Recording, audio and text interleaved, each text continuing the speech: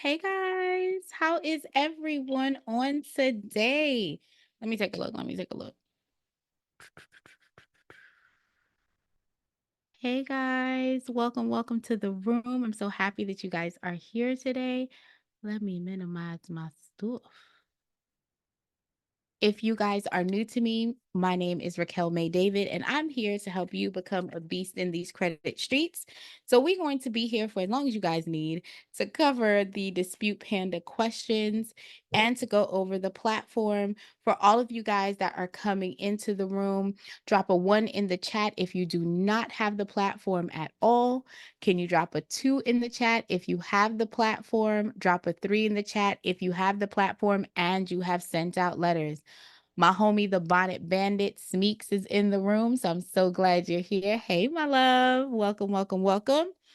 I am in the office. And as always, we like to give the first 10 minutes for everyone to be able to come into the room by dropping those numbers. 1, if you don't have the platform, 2, if you do, 3, if you've used it. It will help me know the audience in which that's in the room. So I be able to speak to you guys in whatever leverage that you guys are in. And if there are any brand new people, it will give me the opportunity to make sure that I am conversing with you guys where where you guys are, and if we need to stop and kind of dive in a little bit more, everyone has the ability to make this a safe space. So Yvette, thank you so much. I'm so glad you got the platform. How long have you had the platform for? Like, did you just jump in? Let me know. Did you just jump in? Let me know. You can drop it in the chat or you can come off of mute. We're going to get started at 8:10 on the dot. I'm so happy to see some new names here. Hey, Robert. Welcome. No, I've had it for a while and I've done nothing, sadly. That is okay, my love. Training tonight will allow us, again, it depends on where everyone is. I think if everyone in the room already has the platform, then we're just going to dive into the platform. I'm going to onboard a client. And just we'll do like a real quick, this is the options that's available. If we have some brand new, no one has the platform, then Hunty, we're gonna start from what? Day 1. So I'm so happy you guys are here. If you have questions, concerns, or comments, you can drop it in the chat. You can come off of mute so that we can engage together. Let me know. Let me put my do not disturb on, y'all, because I am very good at forgetting the do not disturb. Is anyone else guilty of that? Like, I'm real good at forgetting the do not disturb. Okay. Go ahead and work this up. Okay, so the lighting is lighting. Let me know where everyone's at. How are you guys feeling on tonight?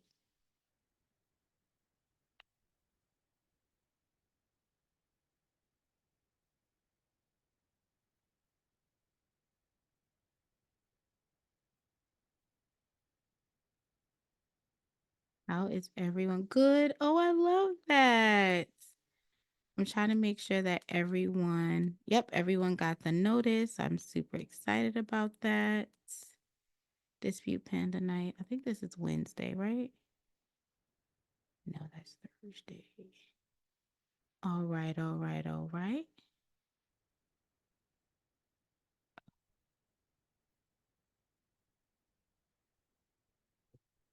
So happy to see everyone here. If you have any questions, concerns, or comments, like I said, the floor is open. So no question while we are in this room together, guys. No question is a odd question, a dumb question, a crazy question.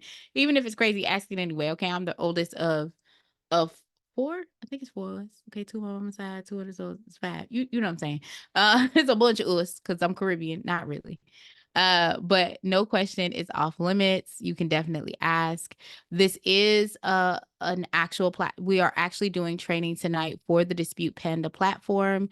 Again, if you guys are just coming in the room, can you let me know where you are in the process? Drop a 1 if you do not have the platform at all and you're coming here as an informational. Drop a 2 if you have the platform. Drop a 3 if you have the platform and you have used it, so that I know who I am speaking with on the platform. Welcome, welcome, welcome to the room. GBJR, welcome. So glad you're here.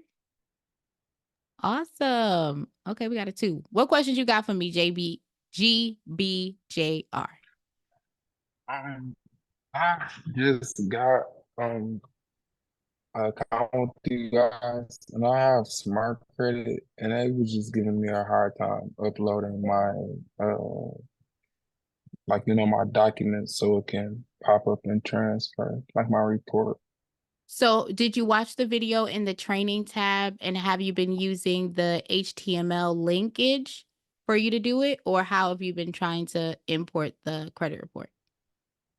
I did HTML I saved it like from like Word, but So that's that's what I not got from the how it internet. works. Yeah, that's not how it works. So what you would have to do is there's a video on the training tab. Let me go ahead and pull the video up for you so you can see it. And you can watch the video. In the video, I want to say it's at like 5 minutes, maybe less than that. The video actually shows you um the actual coding that you need to put in, because you're going to copy the view source code as it pertains to smart credit. But you have to switch it over to HTML to copy the source code to then put it into the file. Does that make sense? Like honestly, I hear you, but I Mhm. really need to kind of see it kind Yeah, of. no problem. I'll actually show you the video. I'll show you where you can find the video, and then in a second, I see that someone else's hands is up. I will go ahead and uh I'll roll the video to where it needs to be, to where you have to copy the information. I'll play the video in the back. So if you go to the Okay, thank training you. tab, whether you're in the platform or you're on the main platform, you're going to click on the training tab. I'm going to cover this again, y'all, but on a training tab, we give you a guide. So if you're brand new to credit repair, you click on this guide, it will actually give you the flow that you need to go ahead and dispute your profile. But for your question, GBHR, you are going to come to the training. You're going to scroll all the way down to the bottom, and it's going to say how to import your credit with Smart Credit. You're going to click on the video, and hold on, I'm going to turn off the sound and play right about. So you're going to get to the actual report. Once you pull up the report, you're going to click on the 3B reporting option. It's going to take you into the actual report for the client. You're going to switch to classic view. Then you're going to scroll down a little bit, and you're going to right click, and you're going to click on view source code. Okay. Once you right click on view source code as it's showing you in the video, you'll be able to see the source code, and then you're going to go to the top. Hold on. Best practice is to use Chrome, not to use Safari, just to give you the heads up. And then you're going to Okay, go on the top, and it's going to have verbiage up here that says like 3B reporting. If you see it right here, you're going to erase everything else. And then you're after the 3B. So everything after 3B, you're going to erase. And then you're going to put this code, simple.htm question mark format equal HTML. It's then going to give you the coding that you need. You would copy the full page, and then you would go ahead and paste it into Dispute Panda in the document tab. Right underneath okay, where the IDs are, you're going to paste it right there. So there's an option that says upload file. Upload file only applies to MyScore IQ and Identity IQ. If you're using Smart Credit, you have to grab the HTML code, and this is actually what you would need to put in order for it to work. So if you're okay. needing the actual Thank you. walkthrough, you would go to the training tab, and this is what you would need to collect. Okay. Okay, My thank you. pleasure, my love. I hope that was helpful. Any other questions before I move on to Mr. Robert? No, that's it. Awesome. Thank you so much. All right, hang tight if you have questions on how to put it in. I'll be covering that as well. So you'll be able to, I won't be Okay. doing it, but you'll be able to see where you're supposed to put it in. Okay. Okay. All right. No problem. And Mr. Robert, how can I help you today? Can you hear me? I can hear you a little bit. Part of this process here. Okay. You coming in and out. Try one more time for the people in the back of the church. One more time.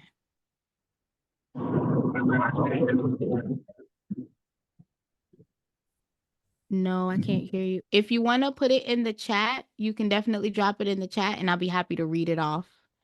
Since it seems like I don't know if you're driving or something, I can hear all your background and none of you, except for a little bit.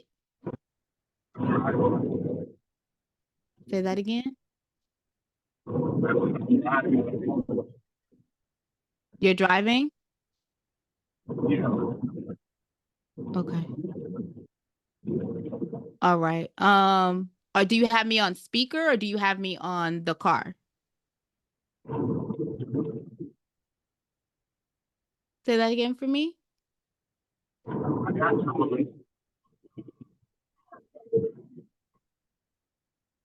Okay. The connection's a little poor. I do apologize. Um, I would say try again. I'm gonna leave your hand up. Let me see if I can raise your hand. Hold on. Let me see. I can't raise your hand. If you want to raise your hand again and then try to come back up once you have a better connection, I'll be here to help. Hey, Antonio Brown. I'm Anthony Brown. Look, I done renamed you, Mr. Brown. Forgive me. Okay, I was watching football. My son's at football right now. Don't judge my life. Okay, I knew it was you. I knew it was you. Hey, Mr. Brown, how you doing today? I'm good. I'm good. I'm back. I love it. All right. So I see that there's some new people. Robert's in the chat. I know he's driving. I'm not quite sure if he's new or not. Are you new, Mr. Brown? No, you already have it, right? You have the platform. You've already sent out letters. What you looking like? Talk to me. Yeah, and I sent out platform.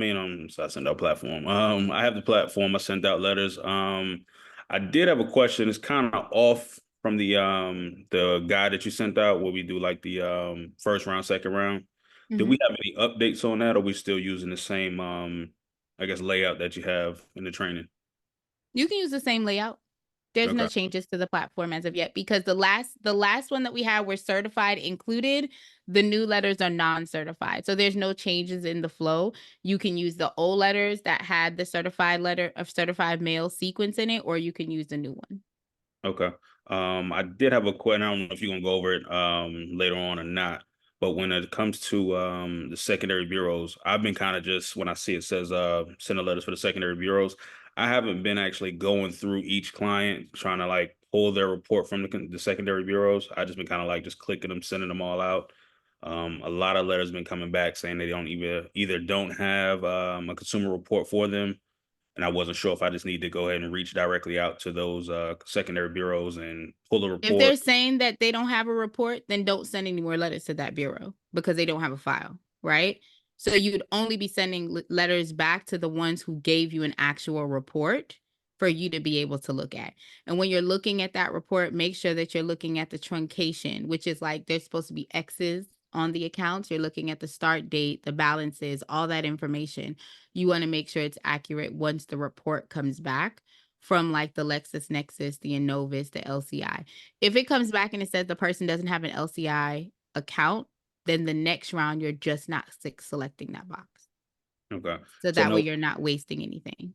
I think ARS and Innovis came back from one client and just had like a list of stuff just saying, it's been verified and all that good stuff. So didn't know if I was supposed to just go through the normal flow as if it was just a Yeah, rec- you still go through the floor. Yeah, just you're because you're still gonna do the following round, and you want to check that report to see if there's any inaccuracy. So if there's something showing up on ARS for that specific account hold, like so, let's say ARS has Wells Fargo, and it says that the Wells Fargo account is $7,000, but on the credit report it says it's $4,000, then that needs to be addressed too because the numbers aren't matching, right? So everything needs to be reported accurately.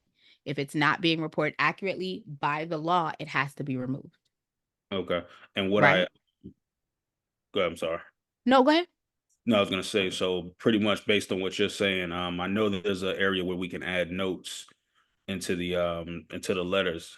is that what you're saying? We can add it there saying, hey, per Wells Fargo is showing something different, or per TransUnion is showing something different? You can, well, here's my question. Are you printing the letters out or the system mailing the letters out for you?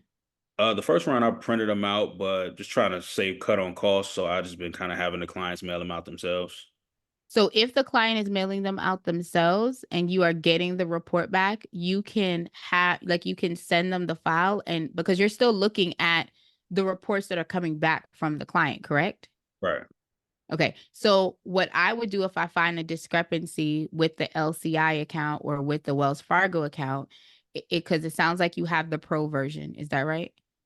Or you Um, have the free? Not anymore because I don't have as many clients. So Okay. getting it again So you soon. still have the free? Okay, that's cool. If you still have the free, because if you had the pro, my recommendation would be not to send the information in the notes tab. I would actually wait until I got the information back from the creditor directly, and then use what the creditor is saying, what this third party is saying, and what the credit reporting agencies are saying.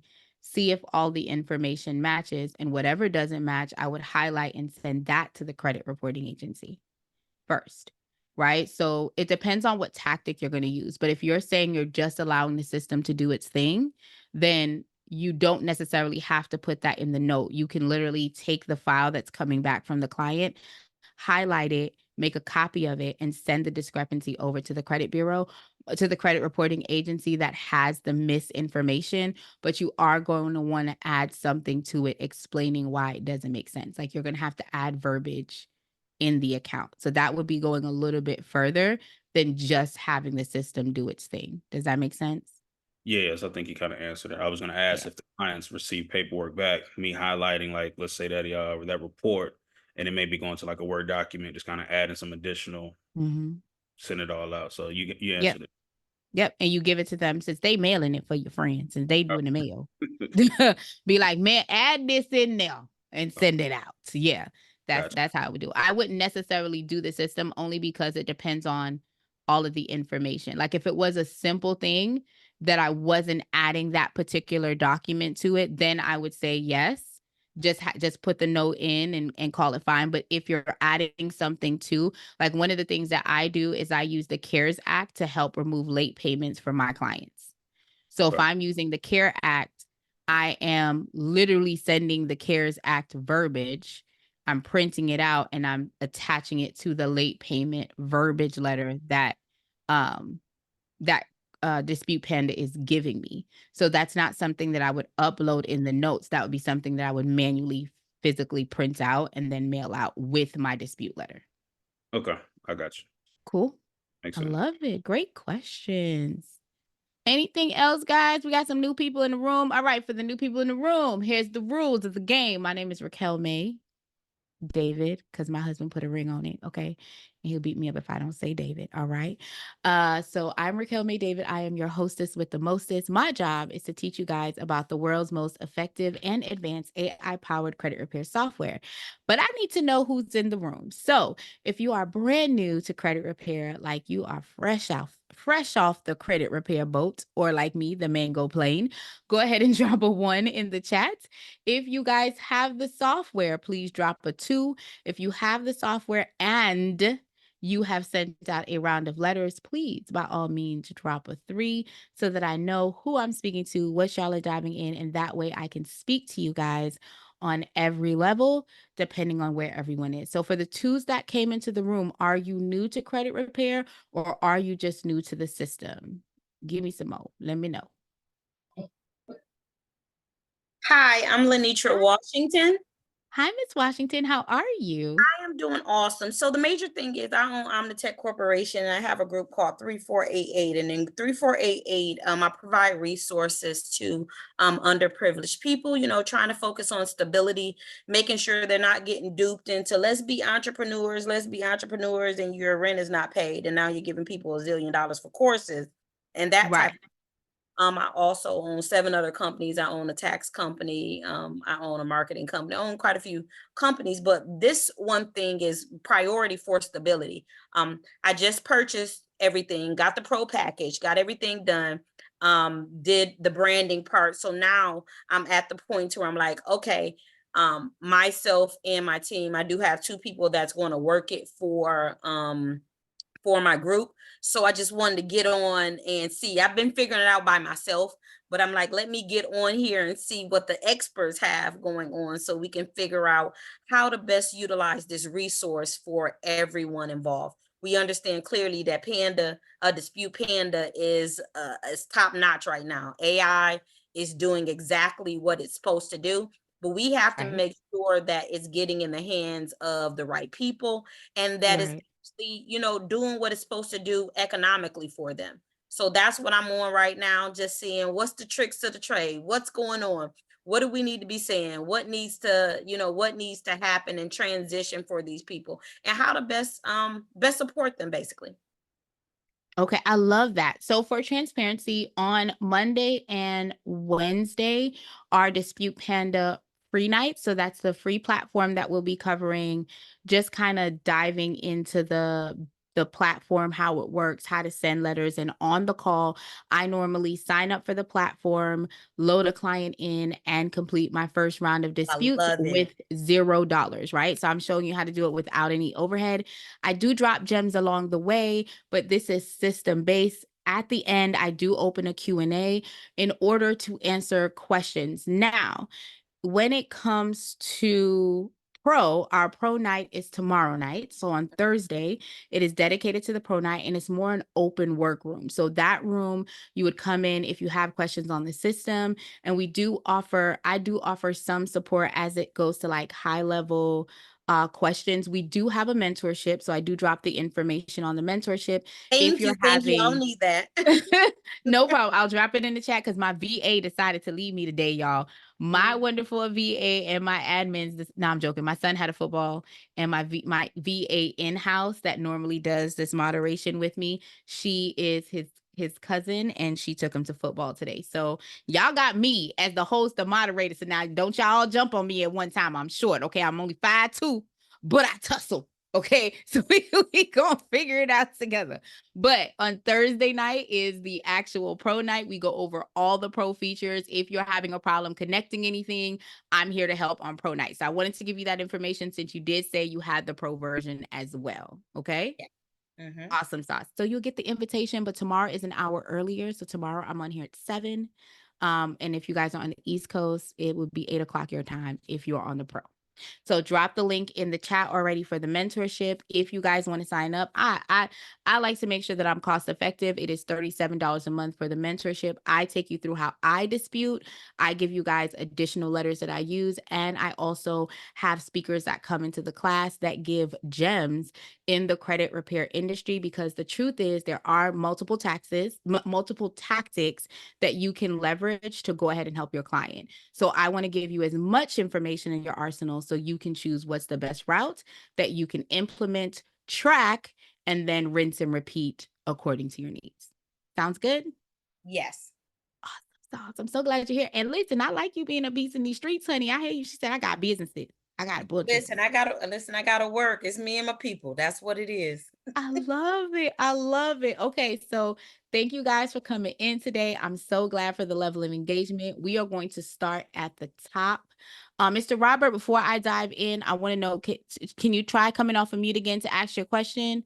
Because I want to see if I can hear you, because you know my hearing is hearing. Let me know if you're available. If you can't, we'll be on here for at least an hour. So hopefully you'll make it to your destination and then you can come off of mute, or you might be able to text at that time. Let me know. No? Okay.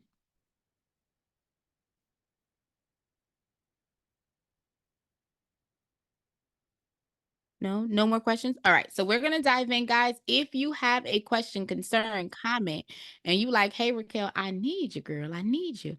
I am here to help.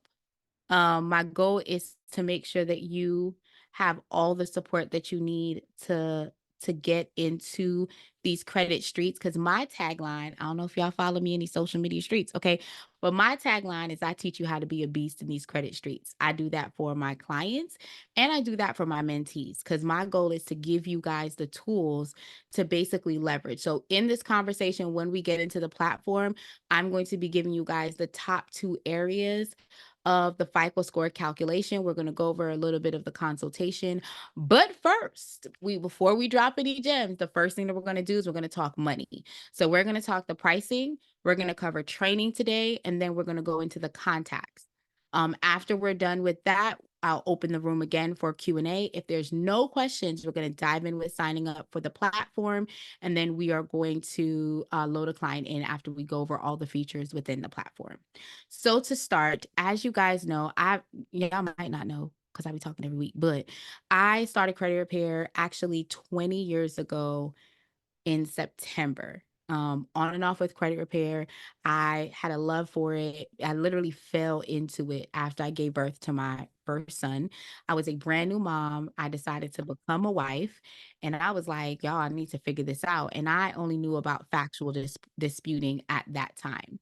And there are a lot of softwares out there. And one of the reasons why I decided to hitch my wagon to Dispute Panda, you'll see when we get to the training as to like my main why. But one of my number one things as a business owner, a mom, a wife, all of the things that we have to be in a day, right? Was my overhead. Like, I'm very big on overhead. What am I paying for? What's the value of it? Because I don't want to use my household income to fund my business. I want my business to be able to run, but I also want to run in the black and not in the red. So a lot of things for me, I'm a lifetime girly. I will tell you how to get the lifetime. And if it's something that you have to pay monthly for, then I'm talking about where can you get residual earnings to make sure that that is covered and it's not coming out of your bottom line, right? And one of the major things that I've noticed out here is that there are a lot of platforms, but not all of the platforms give you an option to have it for free. So Dispute Panda came out with their software and they were like, listen, the platform is going to be free. You do not have to pay a monthly overhead in order to have the platform. You do have to pay to generate the letters on the platform. So when Dispute Panda originally came out, they were using Smart Credit, they were using Identity IQ, and they were using My Score IQ. Those were the 3 platforms that they were using. And because of those 3 platforms, the cost for you to do business on the platform was $17 per month per client. So what that meant is you can come in here, you're supposed to, just in case, I know everyone's in different spaces. So for the people who are brand new to credit that are in this room, and I saw we got some new faces that came in. Hey, y'all, hey, y'all, hey. Welcome, welcome, welcome. If you can, drop a 1 in the chat if you're brand new to Dispute Panda. Drop a 2 in the chat if you have the platform. Drop a 3 in the chat if you have the platform and has sent out letters, so that I know how to curate this experience for every level that's here. All right. Thank you so much. Is it Latasha? Hey, girl. Hey, thank you for dropping that one. So I know what I'm doing. Okay. So with Dispute Panda, and the way that the laws are written that when you send out a round of dispute, you are required to allow 30 days for the credit reporting agencies to actually be able to review, dispute, and respond.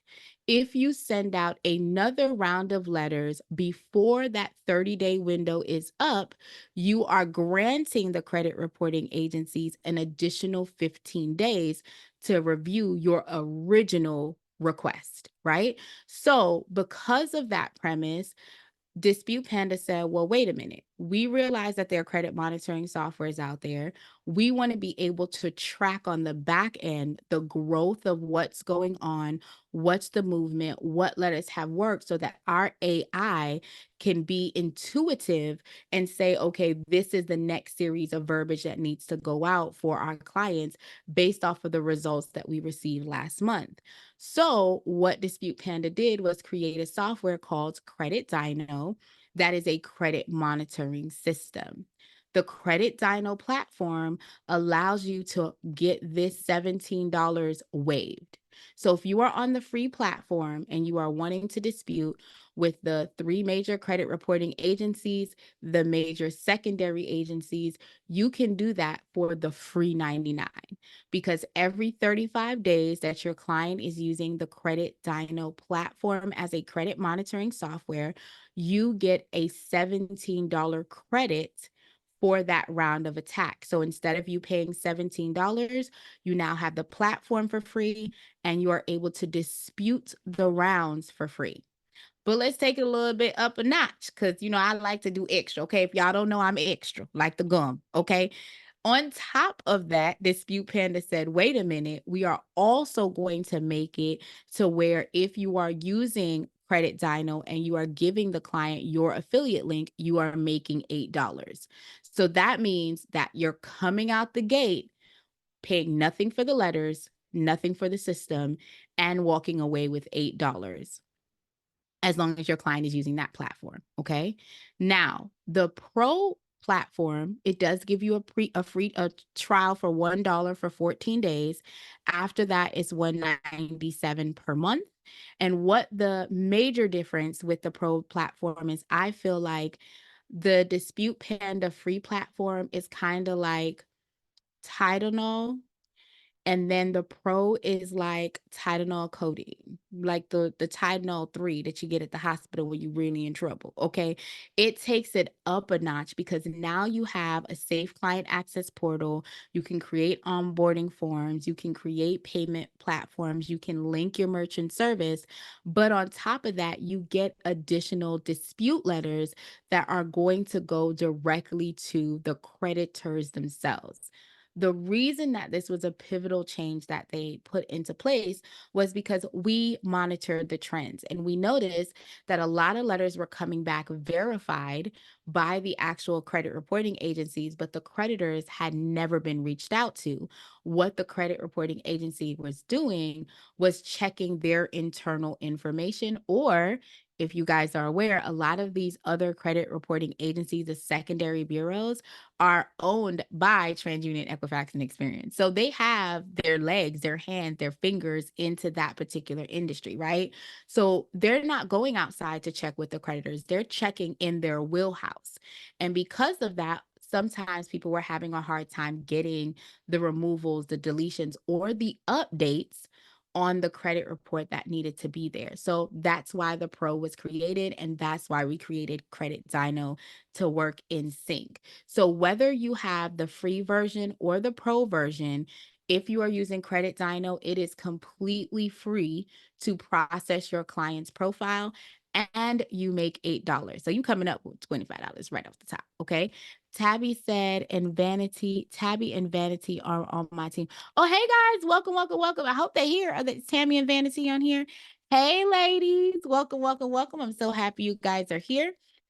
So any questions on pricing and how to get, you know, like me, I like to, how do you get out of pricing? Any questions on that before I move on to the training? So let me start singing, y'all, because y'all know I'll be over here singing like my name Aaliyah. Okay. I'll be over here singing like my name Aaliyah. Any other questions, guys, on the pricing before we move on to the training? Let me know. None? Okay. So thank you, thank you, thank you. So we're going to go into training integration pro and calculator. We will jump in when we get into the platform. I'm going to go to the training tab, and for all the ones in the room, this is an amazing resource. Like I said, I started Credit Repair almost 20 years ago. When I did it, I did not know what I was supposed to do. I did not know where to start. I did not have any of the information. So the platform doesn't just give you the ability to generate letters to dispute for your clients. We actually give you a guide, a flow that says start here and end here. Now, the guide, all you have to do is click on free download. So as soon as you get into the training, you click on free download. It will take you to the most recent guide that is available. Now, I know we have some different people in the room, so give me 1 second because I want to make sure that I'm encompassing everyone that's here. So for the seasoned people, okay, for the vintage Chanels and the vintage Gucci's that are in the room, we know that we have the old platform. This old platform gave you the certified mail option. And basically what happened, guys, people were coming and saying to Dispute Panda, well, when do I reach out to the secondary agencies? When do I file a CFPB complaint? And no one really had a dedicated answer for them. So what we decided to do at Dispute Panda was create that option. Plus, we listened to the feedback that people were like, do I have to send letters certified mail?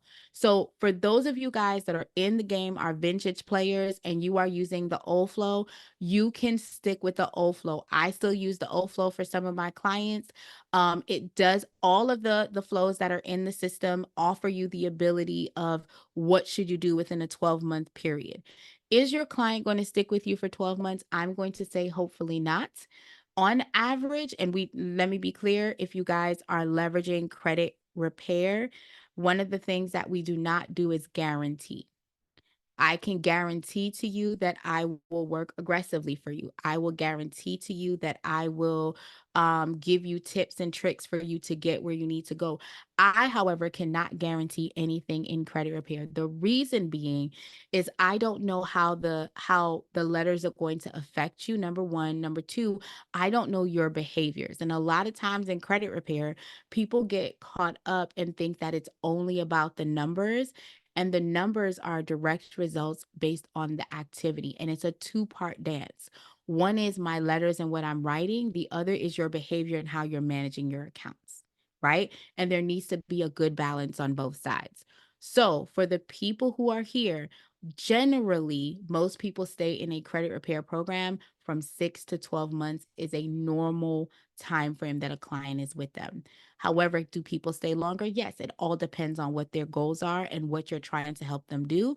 And also, are they staying consistent within the program and with how they're maneuvering? So for the vintage people, if you want to use the same old flow that was here and you're using certified mail and this flow is working, I'm not telling you to leave. What I'm telling you to do is up the ante and follow the new guide as it pertains to the static letters, which are the letters that are going to the secondary reporting agencies.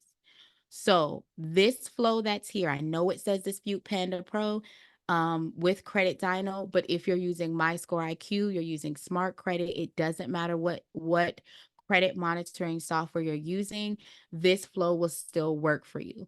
What I will advise you is that because you're not on the Pro and you are not using Credit Dino, you will not be able to select the creditor letters themselves. So just to make sure that we're all on the same page. Any questions about the flow and the training before we move into context? Someone let me know. Any questions? Okay, looks like no. So if you have questions and you want to know what's going on, how do I do something? If you forgot something that I happen to have said, you can come back here. It has the full training. You can see it step by step. You can ask questions specifically on disputing, mailing, or tax, right? I'm here, like I said, Monday, Wednesday, Thursday. But the wonderful thing is our customer support is here 24 hours a day, 7 days a week. So you can either reach out to info at Dispute Panda, or you can come strictly here. If you have a client question, you can plug the information in, whether it's about rounds, mailing, credit, subscriptions, anything that you have going on, you can go ahead and plug it in here. Now, I want to drop a tool that I think is useful. I personally use it on a consistent basis for my clientele, and something that I do for my clients on a month-to-month basis. So let me back up. My company is a 40 to 45 day company. That's what's written in my contract. The reason that is that it gives me time. For one, all of my people are using Credit Dino. Credit Dino only gives you the free credit if it's after the 35 days. The 5 days is for the letters to get there, then 30 days for them to process. I give an additional 5 days for the letters to actually go back to the client, right? And then, of course, depending on where they're located, some of my clients are local to me in Texas, and some of them are not local to me. They might be in Dallas or in Houston. So if they want to mail it to me, fax it to me, or upload it, they have the ability to do that. And that gives me time to review it before I go in and generate the next round of letters, right?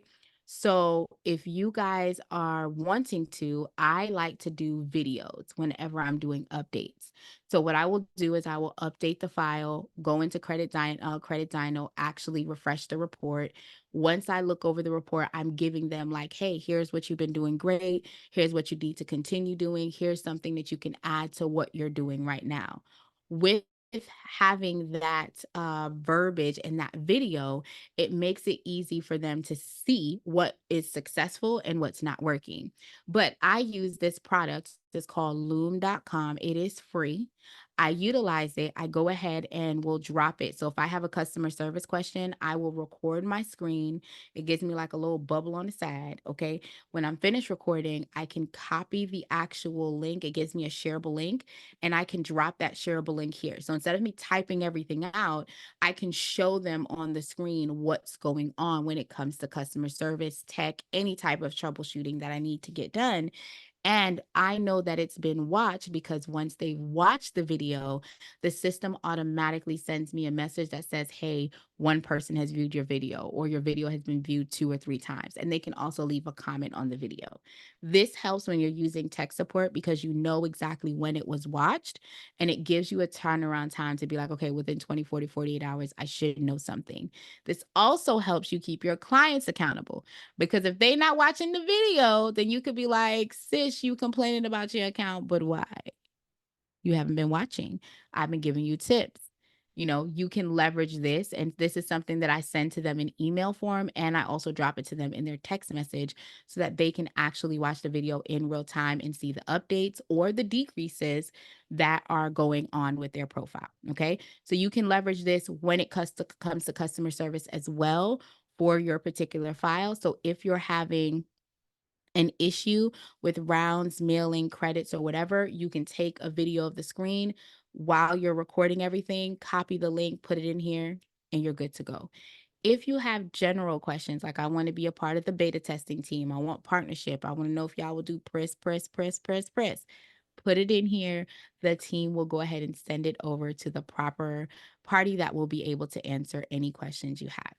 Any questions so far? I do have a question about this process. Sure. What questions do you have, my love? Go ahead and come off of mute. Can you hear me? I can hear you.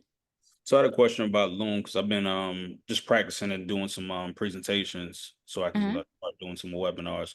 But in cases like that, when you're doing I guess the Loom to show the customers show the clients their account, does it automatically save, or does the free version only give you a certain amount of space before you have to like erase that and delete it?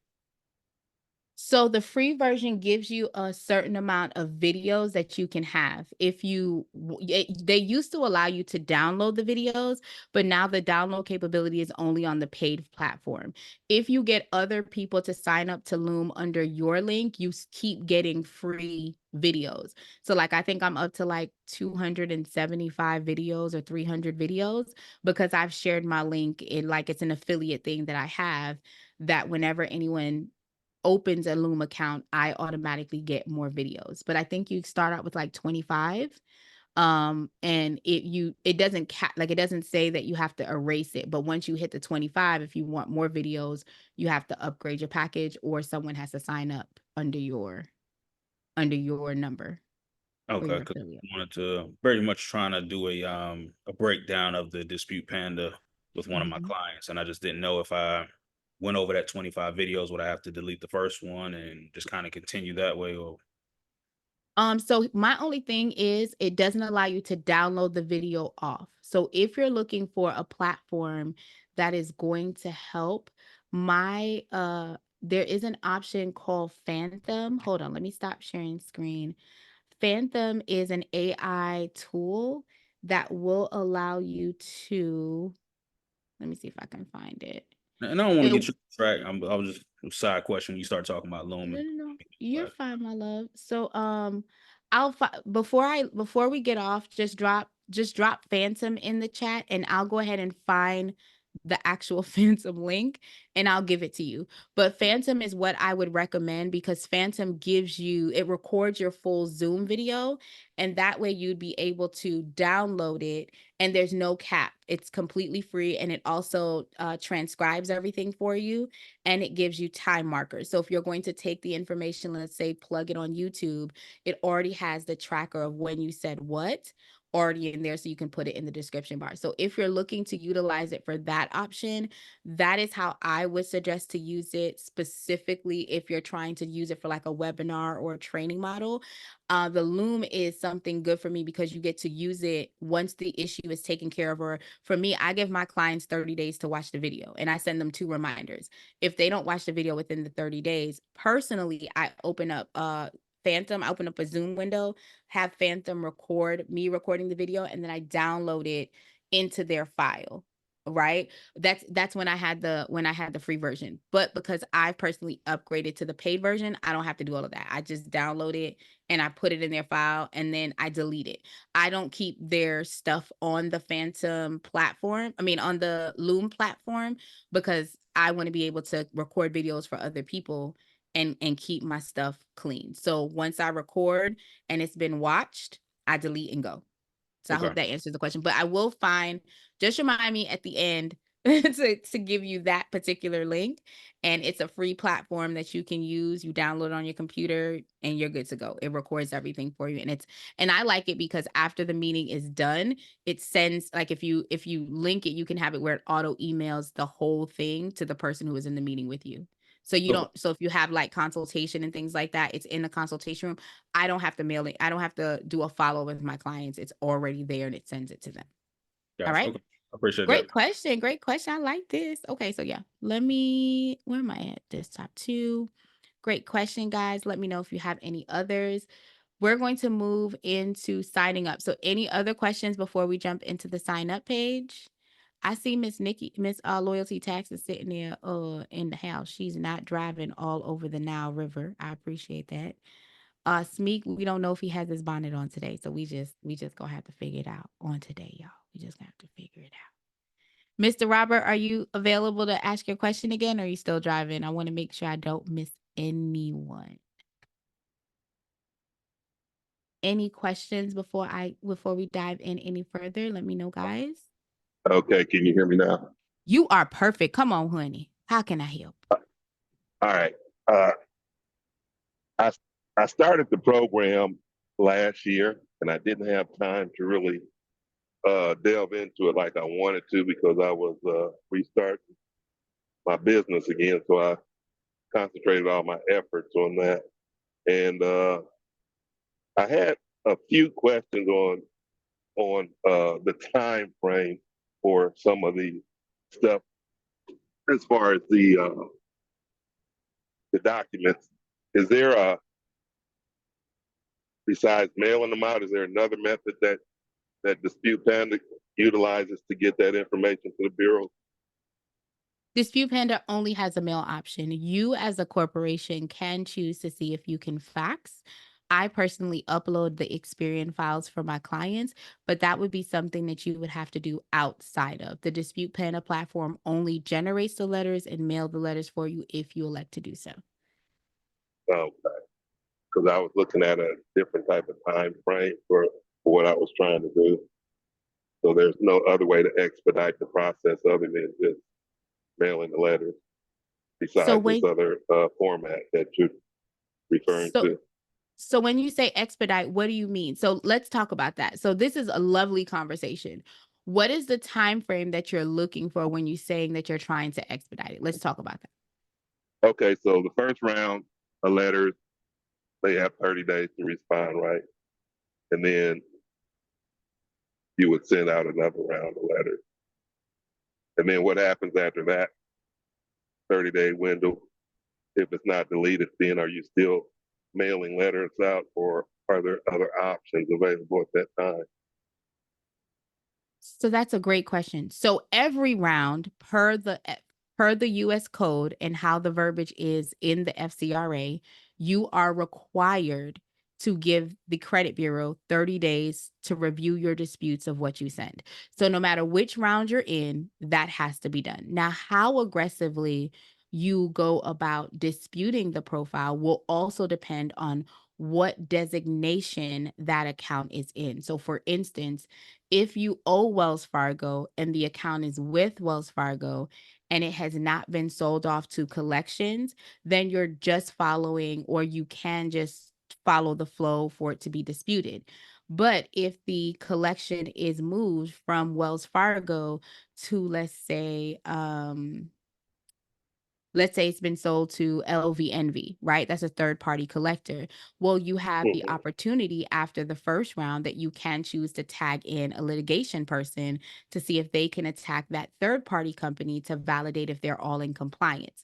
But there are different methods you can leverage, but to say, like, is there all that you can do as mail? For transparency, it depends on what method are you using and where's the designation of the account. Is it with the original account holder? Is it with the third party? Has it been sold 2 or 3 times? Like, that's going to dictate what addition you can also put into play when you're going through the dispute round.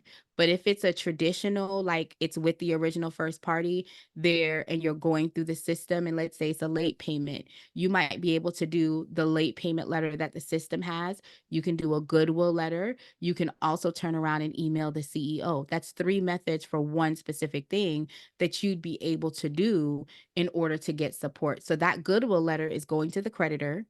The dispute letter is going to the credit reporting agency, and then the email to the CEO is going to the CEO. So again, it all depends on what the file looks like for you to kind of figure out what are you going to add to outside of just the letters that you're generating. Does that make sense? Yes, it does. But I would say that there's no way for credit repair to be done, in my opinion. You're not going to see the results. There's no guarantee for you to see the results in 30 days, right? Unless there is something very lightweight, very trivial that's on the profile that you can get resolved. You're going to do multiple rounds. That's why the process normally takes 6 to 12 months for it to be completed. Okay. Okay. Yeah, Any that other makes questions sense. you got for me?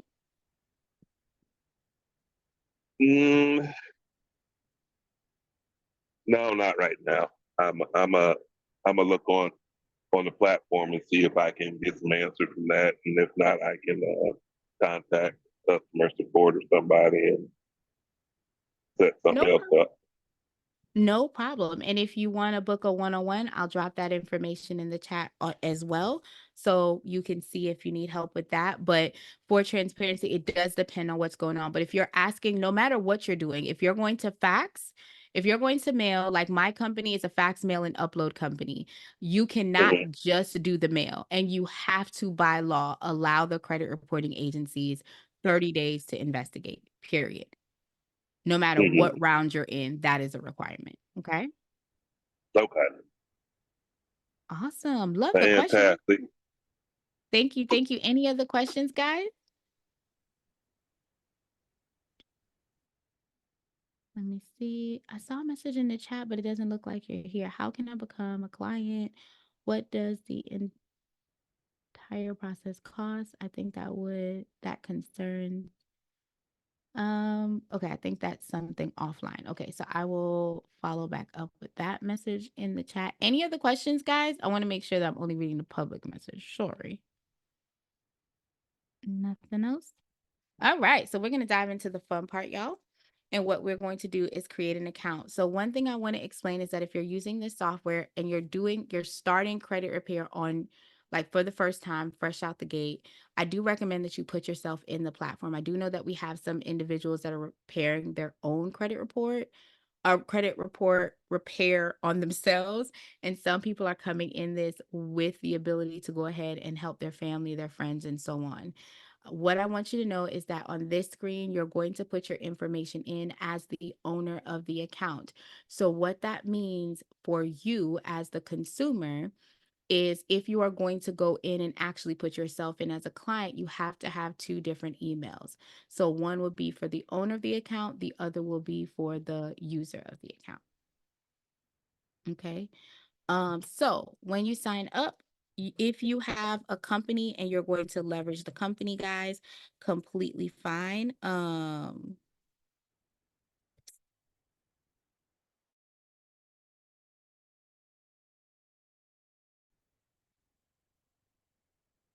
It is completely fine if you are using the platform for yourself. If you do not have a company name, it will automatically default to the owner or the company name being your full name. You don't have to put it in the system, will automatically do it. If you have a personal phone, you have the ability to use that personal phone number as the owner of the account, as well as the user of the account. Okay. Any questions on that part? Let me know. Now you want to click on the sign up. Personally, I like to be in the know. So I do click on the email me about special offers for products, services, and updates. Y'all, I was born in February. So January, February, I need to know what's going on. I need to know what's coming out. I need to know the new releases. So I choose to sign up for that. Completely up to you if you guys do or not, but you do have to check the first box, okay? Once you hit sign up, it is going to take you into the actual platform. Once in the platform, what is going to pull up is the service agreement. The service agreement is telling you how Dispute Panda intends to do business with you and how you should intend to do business with Dispute Panda. Once you're complete, you're going to go ahead and accept that. This black bar will show up at the top. I am going to still work through it because as you guys can see, dipset@fakemail.com is not a real email address. So there's absolutely nothing I can do about it right now. But if you guys see this, best practice is to go ahead and verify your email address within the first 24 to 48 hours to make sure that everything syncs the way that it should. I'm going to start at the top, work my way down. If you are looking at the top, the very first thing that you see is clients. You can go ahead and search the clients at the top of the main dashboard. You do need to have 3 characters, or you can click on the client tab, and we're going to look at that in a second. The other thing you're going to see is the rounds. You're going to see any missing documents and any birthdays for your clients. The first tip I'm going to give is if you're looking for drip money, you want to click on earn free credit. This will allow you to go ahead and become an affiliate partner with Dispute Panda. If you are in the real estate industry, if you are in the tax industry, if you are in the auto industry, you have the luxury of getting an actual affiliate link once the program goes live again, and you will be able to go ahead and um pass it out to your friends. If you're going to conventions, like I go to CreditCon, if I see new people there, I tell them about this product, right? And you actually have the ability to get free credits that go on the platform. So if you are using the platform to mail out your documents, you don't necessarily have to utilize that money. You will be able to go ahead and use the credits that are on file. I always recommend that you hit accept for that so that you can have that go live. Once it goes live, you will get that invitation. If you're looking to go to pro, you can click on upgrade right here and you're able to do that. You still get the 14 days for $1. Now, this is where we're going to talk about drip money. So the credit dyno affiliate link is located on your main dashboard. Once you select the option, you are going to select your username and password. You can use the same information of when you signed up. Now, with the Credit Dyno, you get paid $8 off of the standard package. Now, Credit Dyno by itself is $39.99. With your affiliate link comes up to $29.99. So your client would save actually, they would actually save $10 by signing up with you. But now, if you use your affiliate link, you are able to go ahead and put it on your link tree, make a post about it on the 1st, the 15th, and the 30th that says, hey, y'all, have you checked your credit yet? We're about to roll into a new month. What's going on? Here's the link. You can drop the link for them to have, and then you would automatically make $8 from them signing up. Plus, you get that $17 credit every 35 days as long as they keep the platform. Again, if they're your customer, right? But if they're not your customer, they've opted into your email, they are able to go ahead and get the credit monitoring, and they're able to see their full 7-year history of their credit report. There is no software out there that I know of right now that is giving the full 7 years. Most of them are only giving the last 24 months. Okay. Why that's important is because when you're looking at a client's profile, sometimes the designation on the profile will say derogatory or will say late, but when you're looking at the last 24 months, there's no late showing up. So you don't even know what it's referring to. This Credit Dino allows you to see that information in real time. Okay. So don't sleep on the opportunity. This is a great way to make drift money. And you can also increase the packages that you have. So you can add additional things on there and you can make up to $22 off of the referral for the affiliate link when it comes to Credit Dino. All you have to do is sign up here, you get your affiliate code, and you get paid out every time. Once you hit $100, they pay you out. Okay. And it's always on time. I love it. I get paid all the time. Okay.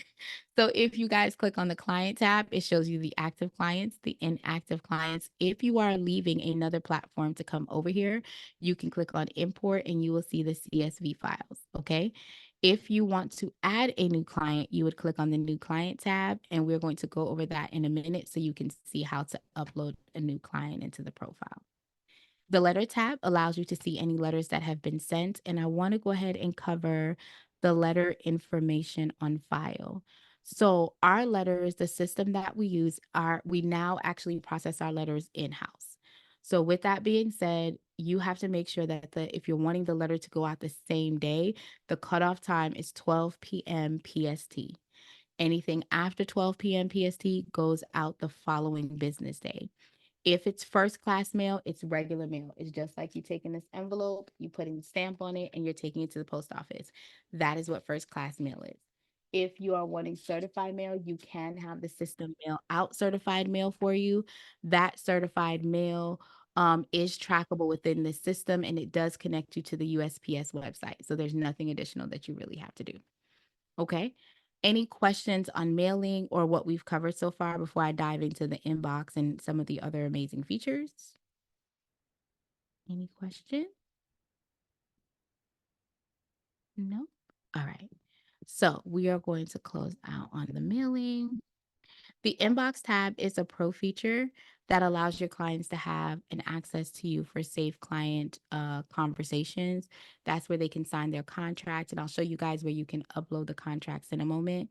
It's where you can sign the contract. It's where you can have all of your the portal just gives access where your clients can see what's going on. I want to clarify that the portal is white label, so it doesn't say Dispute Panda. It's going to say whatever information you have put into the system. If you have a logo, it will show your logo. If you have a website information, it's going to show your website information. It is not going to have any information in the portal when it comes to Dispute Panda. The clients also will not have access to what you're looking at. So the only thing that they'll have access to is the contract that you have in there. They'll have access to upload their IDs. They'll have access to upload their information for their credit monitoring software, but nothing else. Everything else is on you. What questions do you have for me, Tyrone? Hello, can you hear me? Yeah, Hey, how you doing? I'm good. How are you? I'm good. I'm good. So, I'm just curious about something. Maybe I'm tripping. I don't know if I'm tripping on that. I don't know if everybody experienced it. So, I had on Equifax, I disputed some equals like a while back, and they got reinserted. Is that even possible for that to happen? For it to be reinserted. So let me ask a question. Was it removed or was it deleted? It was deleted from Equifax. It was deleted. If it was deleted and it was put back on, then they're supposed to give you a reinsertion letter. If the Right. reinsertion letter was not there, you simply go to the static letter section. You click on the static letter, you click on reinsertion, and you put the inquiry information that they reinserted back into your file. If it was deleted, if it was removed, then them making it appear back is not against the policy. The removal is for investigation. The deletion means that they've investigated, they've deemed that this was not correct, therefore it was not in compliance, and they removed it. So if it was removed, and you have to go back to the actual credit report that came back to you as to what the designation is. If it says removed and then it's reinserted, they're in compliance. They're not doing anything wrong. If it was deleted and then it was placed back and you did not get any notification, they are now in violation, and you can use that reinsertion letter to have it re-deleted from your platform. Okay. Yeah, because I didn't know. Well, I know collections and all that being reinserted, but I didn't know inquiries can be reinserted back. I didn't know that that's even possible.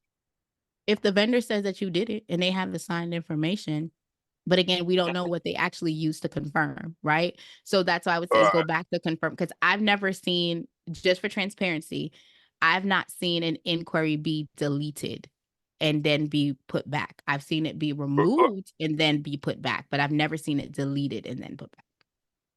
Yeah, that's kind of weird to me. I don't know if they got some glitch going on, or I don't know. It's weird. Then another thing I seen too, when I looked at the accounts on Credit Dino, I noticed they had duplicate accounts being reported of the same creditor, the same balance, the same date. They got duplicate accounts being reported. How exactly would you attack that from your purpose?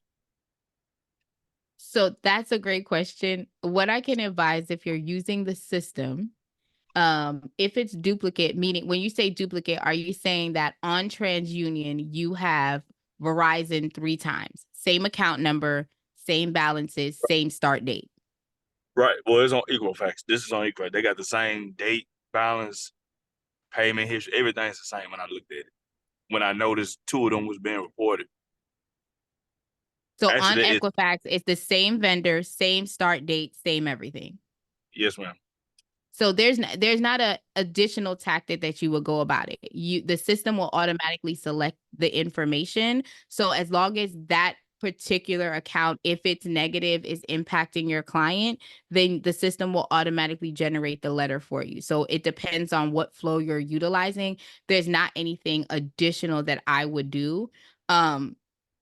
I personally, that's definitely something new that I've not seen before, where it's the same exact company. I have seen where it's different companies, right? That's reporting the same information. But if you're saying it's the same company, same start date, and the same errors, then you're still attacking it the same way you would. You don't have to do anything special just because it's there multiple times. You're still disputing the same facts. This is not accurate, or the Metro 2 coding information is going to be on there, or what is the inaccuracy that's being reported? Because I think a lot of times when we're going through credit repair, the question is, what is it in violation of? That's what's going to help you get that item removed. So if it's the same account being reported twice, that's fine, as long as, it's not fine. We don't want that to happen. But if the account is being reported accurately, right? If the information is being reported accurately, that's one thing. If it's inaccurate and it's a duplicate, which I've never seen, so I'd love to see this file, I would definitely say you're still going to attack it the same way. There's nothing additional. What I would say is to contact the actual creditor directly. Like if it were me, I would contact the creditor directly and say, why are you reporting this 3 times? Why are you reporting this twice when I only have one account with you? Because that could be a glitch on the creditor that could be fixed without you even generating a letter. Oh, okay. Yeah, that's why I looked at it, and I was just, like I said, I thought Credit Dino had a glitch, but then when I actually went and did like an annual credit report pull, it was actually accurate. So that's why I looked at it like, no, it's not supposed to be doing this twice. If it has the same, if it's from the same creditor, same everything. That's why I looked at it like that's not supposed to be going on. So yeah, I've never seen it from the same unless the person genuinely has 2 accounts. Again, for me, I would not send a letter out. Like the first thing that I would do when I saw that is I would contact the creditor and ask them, why are you reporting this twice? A lot of times that could alleviate a lot of the stress that you're having because the creditor may not know. And on that particular call, you can get the creditor to send you a letter that says that you only have one account. That way you can take that letter and send it to the credit bureau attached with the credit report highlighting saying, hey, why is this being reported twice when this creditor is telling me, and here's the proof that I only have one account with them. Does that sound reasonable? Yeah, that sounds reasonable because I can actually contact them and get the right information. Now I can question credit bureaus on why they're doing this. You don't have to question anything. You're sending them the proof. I mean, so you would get the you just get the document and like send it send off. a letter, yeah. Yeah, I mean, that's like it. send a letter, yeah. And that way you don't even have to do a round of dispute for that particular file. You can, I mean, you would still dispute the original one, but you don't have to duplicate it because now you're forcing them to go ahead and correct the error that they have on their database. Got it. Okay. And what I would say is if you're reaching out to the creditor directly, one best practice is that you want to give the creditor at least 30 days for them to cycle depending on when that information is processing. So if they're about to report it, then you're cool. If they're not about to report it, then I would say to give them that 30 days for them to get it updated on the credit report. But if you're trying to find a method that's going to avoid sending a letter, pick up the phone. Got it. Sounds Got it? good. Yep. Wonderful. I got one more. Yep, Yeah, I got go one ahead. more question. Go ahead. So another thing I noticed too, I seen a charge-off account, and I'm trying to make sure this is how it's supposed to be reported. So in order for an account to go charge-off, does it have to be? I can't remember. Does it got to be 120 days or 180 days, or it doesn't matter? Anything over 120 days can be charged off. But if it's not over 128 days, it can't be charged off, correct? So the question, yes and no. So here's my question. Looking at that particular report, were they charged off in the past and that company gave them a second chance to pull back? Oh, wait, what do you mean? Did they come back? Oh, I mean, like, did they go back and like apply it, or what do you mean? Correct. So let's say, and this is why it's so okay. important to look at the report. Let's say that client was in charge-off status. They were charged off. The account was over 120 days late, and then they made payments on it. So now they're back on track, and then they go into late again.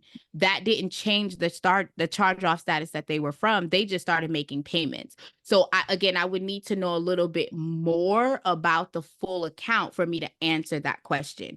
If the account already went to charge-off, the person then started making payments. They got out of the 120 days past due. They were now on time. And then they went back to being late. Even if they're now late at 60 days, that doesn't negate the fact that they were already in charge of. Okay. So no, whenever they went late, they just stopped paying it. They didn't pay no more. So it just went from 30. So it just went from 30, 60, 90, and went straight charge off. What kind of account is it? It was a credit card. It was a credit card account. So okay. Here's what I would suggest, because what you're asking is specific file question, and I'm so sorry. Like I'm here on the system. Yeah. I would suggest that you book a call and bring the file, because a lot of what you're saying on these files are very nuanced, and I need to see what's going on, because I've never seen, again, charge off normally happens outside of 120 days. There's a possibility on that report that it's saying NA after that 120. That doesn't mean that they're still not late. So you would have to see what is the last activity that they actually had that a payment was made, and then you would have to physically count. So it's going to take a little bit more work on your end when you're looking at the credit report, because you just saying, oh, it went late and they stopped paying. Okay, well, how many days have they not paid from the last payment that company received? I get what you're saying. So whatever the last activity day it was, that's then they hit 30 days, then they hit another 60 days, then they hit a 90 days. They don't have to, just because they don't report after that. Normally what they can do is just say CO, CO, CO, CO. If it goes 90 and then it goes CO, that's because it hit 120. You follow what I'm saying? Oh, okay. If it went from 30 days, 60 days, 90 days, and then it says CO, it's because they didn't pay and then they hit the 120 and now they're late. So I don't want you to over analyze that. If they ain't paid, they haven't paid. If it's outside of that 90 days, the option is, are they well outside of that 180? Because some companies will allow you to pull back as long as you don't go into 180. They'll keep, most companies will keep you at just collections at 120 and then they click the switch at 180. But there are some companies that will go ahead and do a charge off for you at 120 because they're like, they know you're not paying. You're not answering the phone. You're not responding. Right. So just because you don't see 120, late, that company may have just deemed them as a charge off, in the charge off placement because they did that 120 days and now they're at 180 and so on and so forth. That makes sense. Yes, all right. Great question. Any system questions, Tyrone? No, Yeah, he's I sitting just here. see what. Yeah, I just know. I just looked at the time like, oh man, let me get on here and ask this question, see if you knew something about it. So that's why like I said, I analyzed and seen that. Yeah. And I was like, man, something ain't right. That's why I love thought that. it was a glitch. Yeah, because I was thinking it was a glitch. I thought it was a glitch with Credit Dino, but that's why something told me to go on annual report Annual credit to see report. to see if it's matching up and it's matching up. That's why it's gotta be I said that's why when I look, I said, nah, Equifax doing some stuff. Yeah. That's why I was a little confused. That's why with inquiries, I didn't know that can be reinserted. I don't know. I just never seen an inquiry be reinserted unless you apply for something, Even then, I that's would just check the dates. So that's another thing is I would check the date because if it's a true reinsertion, that means it was a deletion. If the date is different from the last credit report, and what it sounds like to me, which I really, really love, it sounds like you're actually looking at the credit report. And a lot of people don't take the time to read that. But some of the things that you're saying is, oh, Equifax is messing up. Equifax is reporting what they have. So if it's 2 accounts being reported on Equifax, if you're seeing 2 accounts on there, that creditor is paying to have that information on the credit report. So now you need to go back to the actual creditor and say, why are you reporting 2 when I only have 1? When it comes to the inquiries, check the date. Go back to the original report where you saw the report on there. What was the date that inquiry hit? And then look at the updated report and see if it's the same, because sometimes our clients don't tell us. I had one client who got on the phone and his posture was thug as heck, y'all. Like he was real gangster. And he was like, I didn't apply for this card. I didn't apply for this card. And I said, can you check your email to see if you have this particular creditor in your inbox? And when he checked his email, guess what? The creditor that he claimed he never applied for sent him an information. So sometimes those questions have to be asked, but to dive in a little further, I've never, just for transparency, I've never seen an inquiry be reinserted. I've seen clients reapply, and I've never seen a reinsertion. I've seen a removal on inquiries, but again, a removal. So for those of you guys that are in here, that's a 1. A removal means I'm removing it to investigate. A lot of times what will happen is you'll see a removal, and a lot of people share their posts that this is removed, this is removed, this is removed. That's great. That's a temporary holding spot. So think of it kind of like how we swipe our debit card and they hold that money for that time period. Once you get from the remove to the delete, that is when you're going to save that particular credit report, because if they put that account back, y'all, you have leverage to say, I never got a reinsertion letter that says that you were putting this back on my credit report. Why is it here? And that letter is available in status.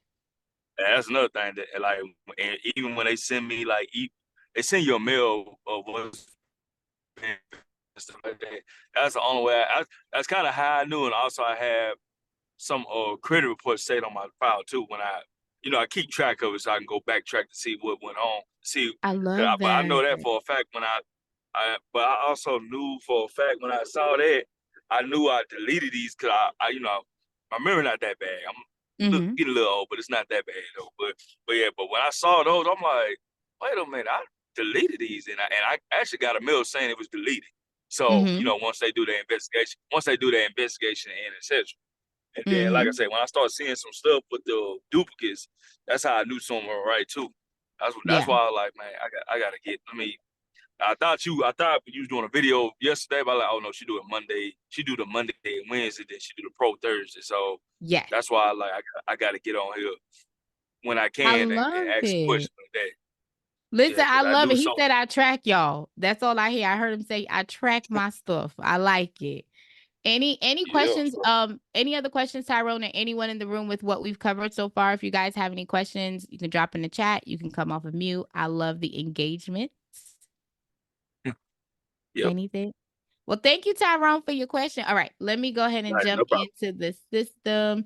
Now, when you guys get to the report option, I want to go ahead and share with you what it looks like. It gives you some real good information that you can leverage. It shows you the dollars that have been deleted, but this is all again on the pro. So if you have the free version, this is not accessible, but this information is accessible on the company level as well as on the client level.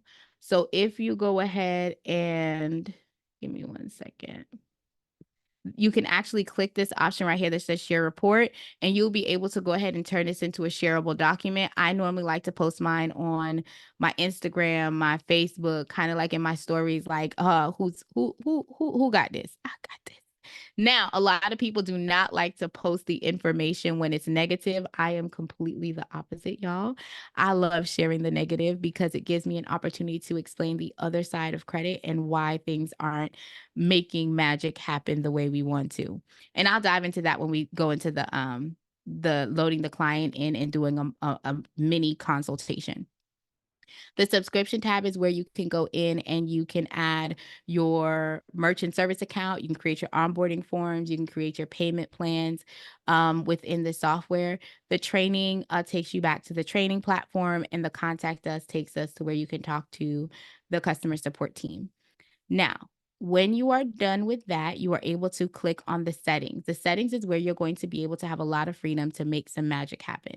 So you can either get to the settings by clicking on balance, or you can go ahead and click on the 3 dots, click on settings, and it will go ahead and take you at the top into your settings profile. So right here is where you can change your email address. So if for some reason, guys, you, let's say you started this as a person and you were like, hey, I want to go into DS financials at Raquel at gdsfinancials.com. You can come in here, change that email address. You can put your photo in here. Please note the photo only works if you're on the pro. So if you are on the free, you're the only one that's going to get to see your beautiful photo. Okay. If you click on the organization tab, that's where you can go ahead and upload your logo. You can go ahead and change your information. You can drop your customer support number, email address, business address, and all of this would be transported over to the actual client portal once you go to the pro. You can also put your service agreement. If anyone is in the room and would like a copy of the service agreement, there are 2 ways you can get it. You can tell me you need it now. I'll drop it in the chat for you. And if you guys are in the community, I know the community is a little cat, but if you're in the community, you can type in contracts and a sample contract is there for you. For those of you guys that are my mentees, the contract is already in the bonus section. You have the standard contract, and I also gave you guys a pay per delete contract. So y'all are good to go. Does anyone need the contract? Go ahead and drop a 4 in the chat. I will go ahead and drop the sample contract if you guys are in need of it. Okay. If you want to have team members, let's say, like for me, my daughter works for me, my niece works for me, and my 2 older sons work for me. So they have their own login because I don't want to give them my stuff. So you can just click this plus sign. You can put their email in there, and they have the ability to go ahead and log in, and you don't have to worry about giving up your password. So I totally love that. Okay. If you have multiple affiliate links because you do want your clients to have options, let's say you have tiered pricing in certain pricing plans, you allow them to have their own credit monitoring, or if you want to be in Compass where you can utilize everything, you can get an affiliate link for every single one of these credit monitoring companies. And what you're able to do is plug it in here. And when you have the pro, the client can then choose from what they want to have. Okay. You can leave them all on, or you can be like me. I'm very biased. I only use one now. Don't get me wrong, y'all. I like to tell the truth. I have an identity IQ link. I have a MyScore IQ link, and I have a smart credit link. I have all of them. Okay. But I primarily now only use Credit Dino because it does give me the ability to get my creditor links because I do have the pro. You can go ahead and click on the dispute option, which is the next tab over. It gives you all the addresses for the three major credit reporting agencies. Please understand that they have anywhere from 7 to about 15 different addresses that you can mail to. If you want to do a cycle, that's something that I've talked about in the past, where like 1 month you send it to one address, the next month you send it to another address, or if you guys are using the hack where you're sending it to all of their addresses that take disputes, you can only have one address in here, but your envelope would have to be adjusted to those additional addresses. And that is a tactic that sometimes is used in the industry. But you're able to change only the addresses to the major three credit reporting agencies. The billing tab is where you can go to add money. So when you see where it says credits is what's used to purchase the actual dispute letters if you're not using Credit Dino, or the credits are used to send out the mail. I will show you guys how to see what the mail comes up with. So if you don't have enough money in your bucket, you can add it. You have the option to add it here in a bulk purchase, or you can click subscribe and save. I love subscribe and save because it gives you the option to get 50% more on top of what you've already ordered. We've noticed that a lot of people come in here to do this for themselves and their family. So they're either ordering $20 worth of credits or $60. So now if you sign up for a monthly subscription, you will have the ability to go ahead and get either $90 if you're doing 60 or $30 if you're doing 20, and it automatically pulls the same time every month. So that's one of the perks. Now, please note, if you are on the subscribe and save and you run out of coin and you come here and you put $100, you're only getting 100. It's not giving you that 50% more, okay? The invoice tab allows you to see any invoices. You can see if you're paying for Panda Pro when they build, and you can see any statement information for your clients. The activity tab allows you to see the attacks, any mailing, or any attack credits that are available for your client. The integration tab is a way that you can integrate. So someone has a CRM that already has a CRM is a customer relationship manager. And it's a tool where some people have, like, let's say a honeybook, or like I use Dispute Flow. And that's where I house my my email nurturing. That's where I house a lot of my products and platforms. So if my clients come in, I have a funnel that they come in, and if they come in as and they sign up for the secret lender list, and then they have another option that gets them over in as a lead for them to book a call. Once they book a call and they fill out that form, I have Zapier talking to one system, and it pulls their information over here, so I don't have to manually input their information into the platform, right? So that is an option that's available when you go to the pro feature. And of course, you guys have the referral link that I spoke about earlier today for you guys to get some drip money. So any questions on all of the settings, all of the tabs before we load the test client into the platform? Any questions, guys?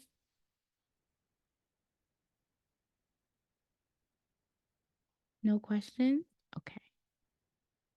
Think we're good. All right. If you guys have questions, let me know. Let me go ahead and minimize this.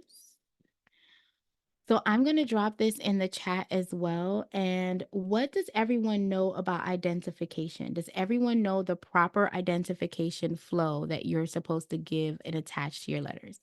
Can anyone jump off of mute and let me know?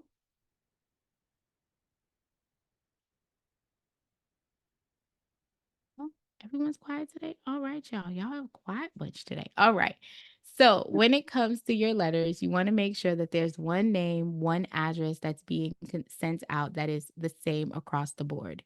So what that means is if your client has recently moved, and let's say even if they're moved in the same state, they've moved from 1515 Mockingbird Lane to 2703 Mockingbird Avenue.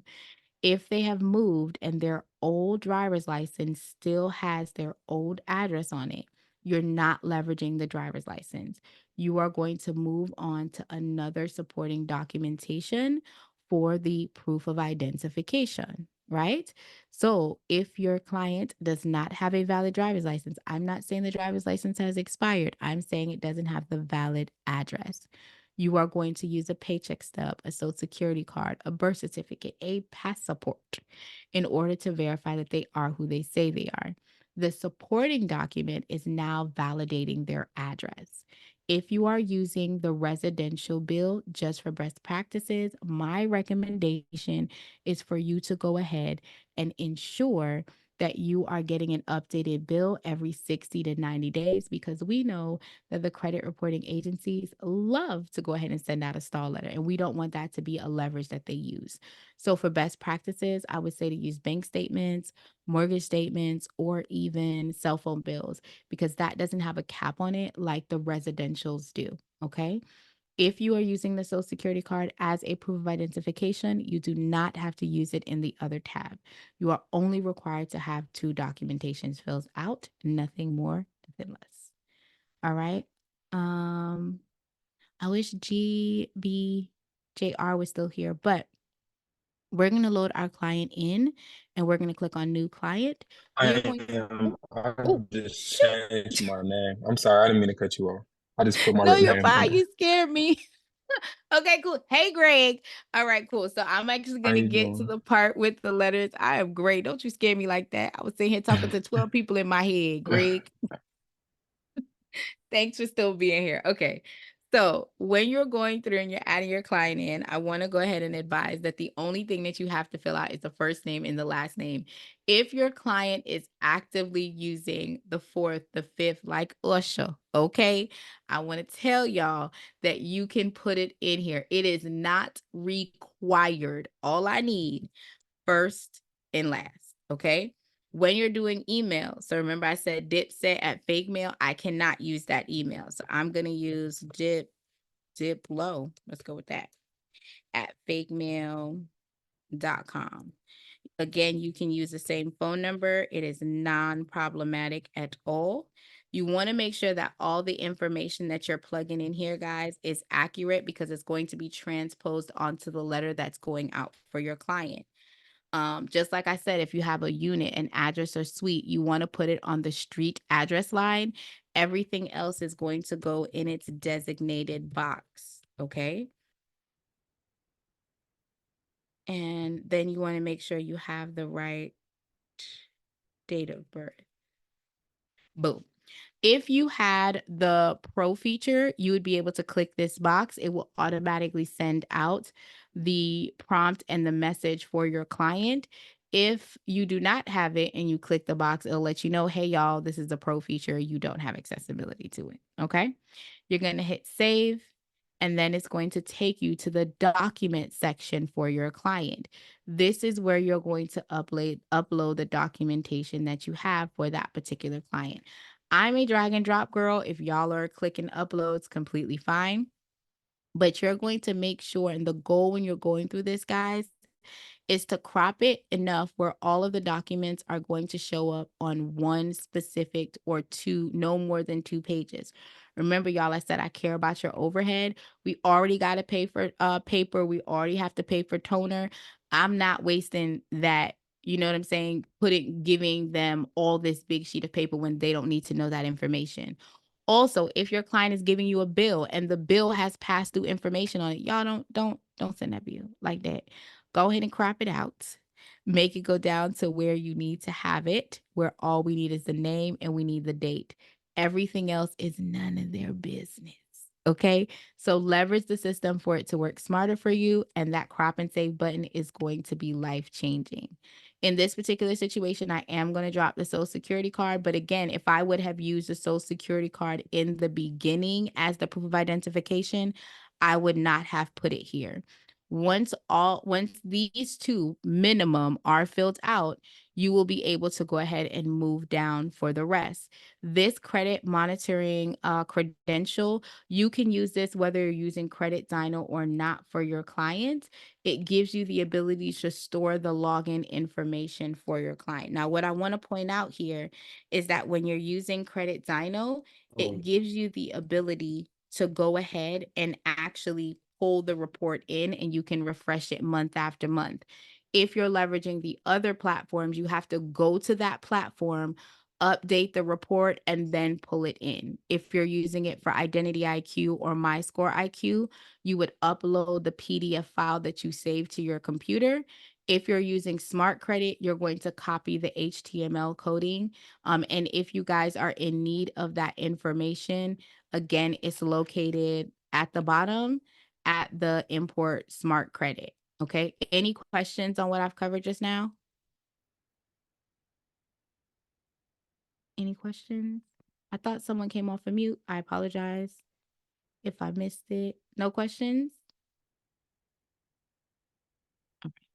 So if you're using Credit Dyno, every single month, you're just simply coming in here and you're doing one-click import. After the 35 days, the system is going to automatically refresh your client's report. There's nothing additional that you have to do.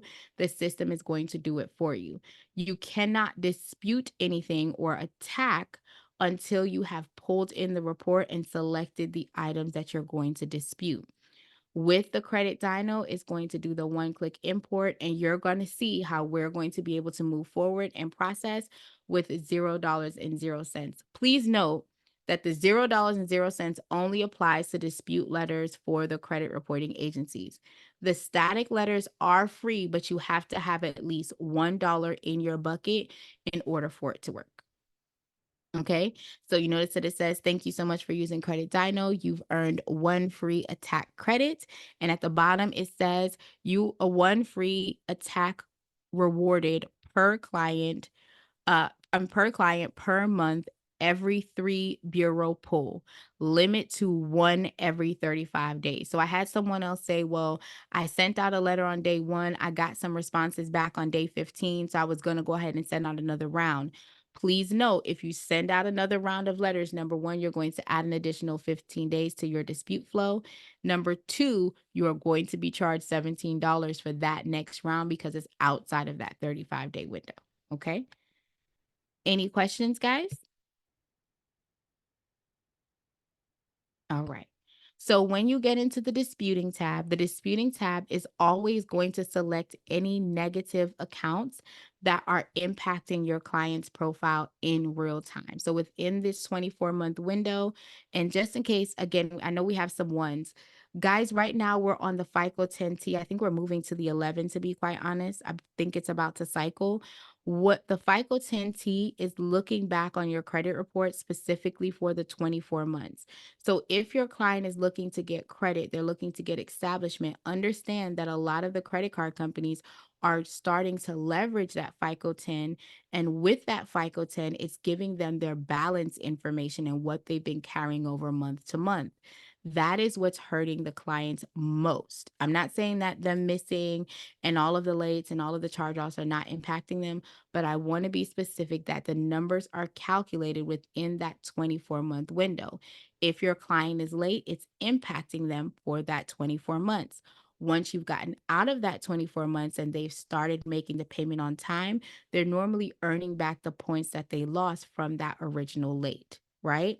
So when the system is pulling your information in, if they have public records, which is like a bankruptcy, a lien, a judgment against them, right? That information would be applicable in the software, and the software will pick it up and say, hey, we need to dispute it. What the software will never do is dispute the file as it pertains to your inquiries. The reason being is right now we have not written the coding yet for the system to be able to pick up when there is an open and active credit card or credit line attached to that inquiry. So what that means for you as the processor is you run the risk. Let's say this client has a a Credit One account, a Capital One account. And when you look, you go ahead and dispute this Capital One account. Well, you could potentially get that Capital One account closed.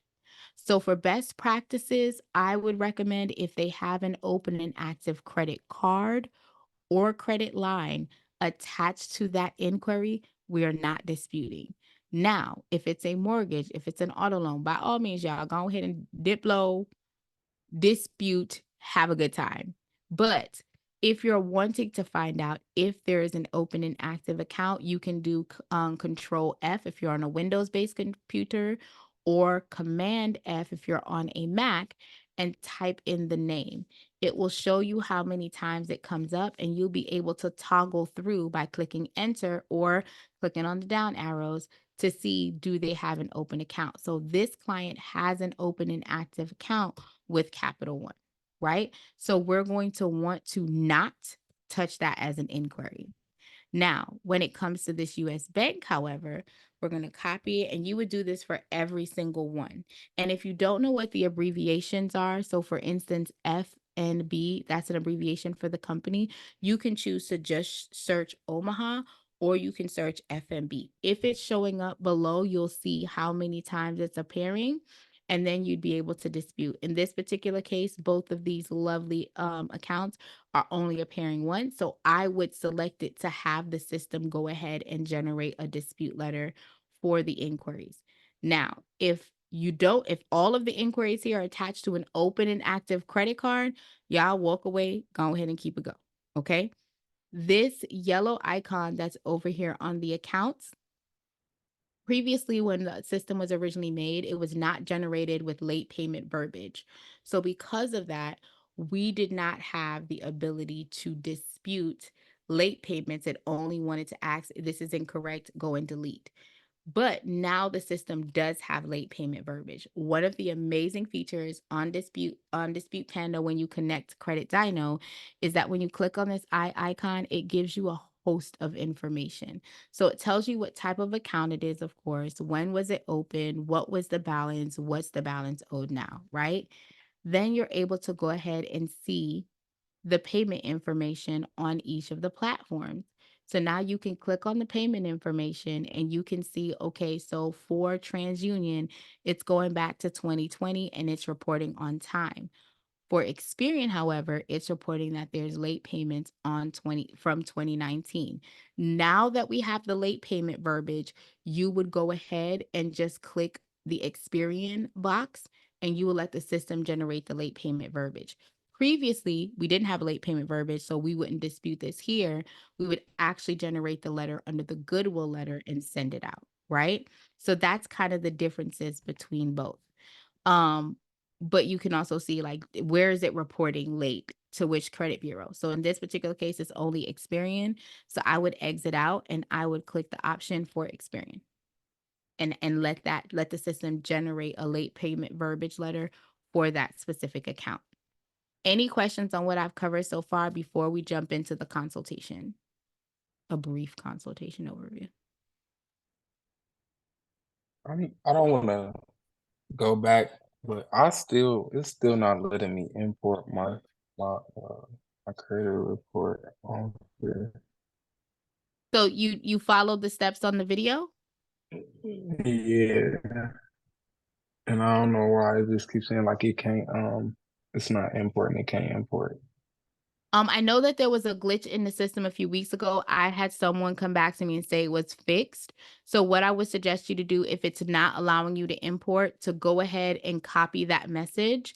If you have Loom, take a video and send the message to info@Dispute Panda so that they can go ahead and support.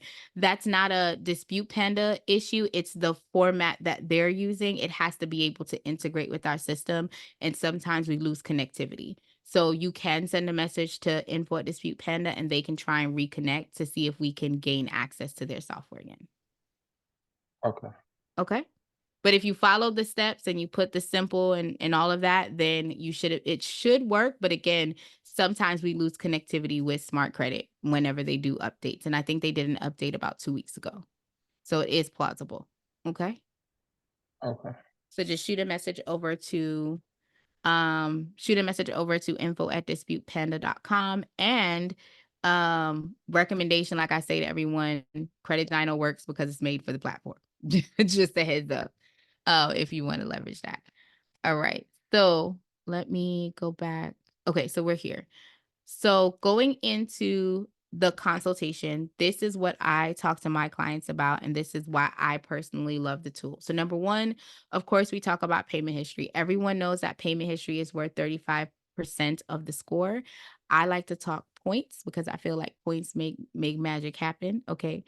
As it pertains to points, guys, 35% roughly equates to 192.5 points. There are 5 components of the credit score makeup. The heaviest weighted is your payment history at 192.5 points roughly. If my client is not at 100%, they're not meeting the max of 192.5. I want y'all to understand I'm a person who graduated. I had a 4.2 GPA. It's not like that in credit repair. The max you're ever going to get in that one segment is 192.5 roughly. So if your client is 100% across that board, we're not having a conversation with them about their payment history. We're going to look at where the gaps are. But if your client is having an issue with that, you're going to talk to them specifically about how we can avoid it. A lot of people talk about setting up auto pay, and when it comes to like your auto loans or your regular household bills, like cool. Personally, the tip that I give them when we're talking about auto pay, which is great, I also talk to them about how they're paying. So if they're going and they're leveraging for their student loans, or they're leveraging in for an installment loan, student loan, mortgage, car loan, my conversation is, hey, definitely try to split the payment up into biweekly payments. More goes to principal than goes to interest, which means you're paying back less over time. Right? That's the conversation I have with them, because if a lot of people start out from the gate making their first payment before the first payment is due, they'll have a payment in the hole and they'll always be ahead. And if you guys are, work a 9 to 5, you get paid every 2 weeks. And sometimes you get an extra paycheck in 1 month. So that would make you be ahead when you're paying your loans, right? Auto pay saves you from ever having to worry. But I'm going to take you into the next portion of the FICO score that is weighted heavy as well. The next is your account health. Your account health is how much available credit are you using on the accounts you have in order to show that you are a responsible borrower. Okay. So, number one, if your client is over 30%, they're not going to make it to the 700 club. My goal for my clients is, if you want to be in a 700 club, you want to be under 70%. If that you want to be under 20%. That particular matrix is worth 30%, which roughly equates to 165 points. So if my client is not paying on time, and on top of not paying on time, they also are using more than 20% at their statement end date, we need to have a conversation, because this is impacting their file in real time. Okay. A lot of things that people don't think about. And I think when you think of credit cards, think of you're borrowing technically your own money, because yes, they're fronting you this money, but when you use it, you have to pay it back. And we don't normally know when to pay it back. A lot of people focus on the due date when you're paying it back. And I want to shift that narrative when it comes to a credit card. When it comes to a credit card or a credit line, my recommendation is to think of the due date as the latest possible day you can pay the person you owe without a fee being attached. That is what the due date is. The statement date is the date that they're going to go run tell on you. So for me, I tell my clients, listen, get a card that is going to encompass your full month expenses. Okay. When you get that card, you're going to leave your paycheck in your bank account, because most people don't know your bank has a bank score. There is a score that the bank is holding on to, and that is subject to how much money is being deposited and sitting in your bank account. So if you can have your paycheck come in, sit down, marinate, chill out, okay? And then you turn right back around and you pay your card off 2 to 3 days before the statement is about to close, you are going to see massive spikes in your utilization. So let's say for this particular client, the bill is $2,895. Even if she said, when my next statement date comes, before that statement comes in, I'm going to drop $2,000, her credit score would increase just because she made that payment before the statement date came through. Please understand, with the credit card, you can turn around and use the same cash. So we're not telling you never to use it. I'm telling you, if you have the $1,000 sitting in your bank account, you know you have to pay a bill, take the $1,000, pay down the card, wait till the statement close, swipe the card. Your balance is going to be low because you're paying before the statement closes, but you're still able to rinse and repeat and use the card, and it shows that you're a good borrower. So just to tell you guys that those are the two things that I focus on the top 3 normally, but those are the top 2 things that you want to educate your client on. Payment history, 192, utilization, 165. Any questions so far on what we just covered? Let me know. Any questions? Let me see. Hey, CT, do you have any questions? iPhone, Latasha, you got any questions, my love? I know you said that you were new in the space. I want to make sure that you're picking up and putting down what I'm putting down. You're picking up what I'm putting down. That's what they say. Let me know. All right. If no questions, after you've done this and you told the system everything, you're going to select Save Filter. The Save Filter is going to take you into where you're able to go ahead and actually start your disputing flow. So for my seasoned vintage people who is on the platform, again, wherever you are, if you're using the red flow, the blue flow, the white flow, or the black flow, you would pick up the letter from the starting point and send it off. If you are using the new flow, you are going to start with Punch of Fury, Supreme Boosted. The name is how the letters are designated, and different names for the letters have different styling. So the nerve attack attacks all the items on your credit report. The pinwheel attack will attack, it's the same as a nerve attack, however, it has caps on it. So if your client, for instance, that person had 24 accounts to be disputed, well, it's going to be 7 negative accounts per letter and 10 inquiries per letter. So if they had 20, it would be 2 letters. Obviously, if they had more than that, there's multiple. So that's basically how the system is going to work for you as you go through. But in this particular flow, we're going to follow the guide, and it's going to give us the Punch of Fury. The Punch of Fury creates a letter for each type of account that's on each type of designation for the account. So your personal information is like your name, your address is going to create a letter specifically for that. It's going to create a letter specifically for inquiries, and then it's going to create a letter for all of your accounts by itself, right? So you would select Punch of Fury. The first round, the system is saying that you're going to select the handwritten option. So you're going to come back here and check the box. If you have the Pro, you're going to click the box here in order for the Pro letter to be generated automatically for you. That's the letter that's going to the creditor. If you do not have the Pro, as you can see, it don't give you the option, chat. You're going to go ahead and check this box that says Supreme Boosted, and then you're going to hit Start Round. Once you've done that, you're going to type in Confirm, and you're going to hit Start Round, and the system is going to generate the letters for you. Okay? If you had the Pro, it would generate attack here, and then it would say creditor here. You're then going to go back into the system, select Start Round, go to Static Letters. Again, the first round is handwritten. You're going to scroll down, and you're going to click. For best practices, I scroll all the way down. So you're going to click on Factor Trust, Microtel, Data X, Clarity, Credco, ARS, LCI, Innovis, LexisNexis. Those are all of the credit reporting agencies that are in this letter that you should select, okay? Then you're going to go ahead and hit Start Round. As you guys can see, I'm not going to be able to generate that letter because of the fact that I have no monies in my account, okay? But if I had monies, as my son would say, I'd be able to do it. Once you've generated your letter, you either have to download the letter to print it out and mail it out yourself, or you can select the mail out option.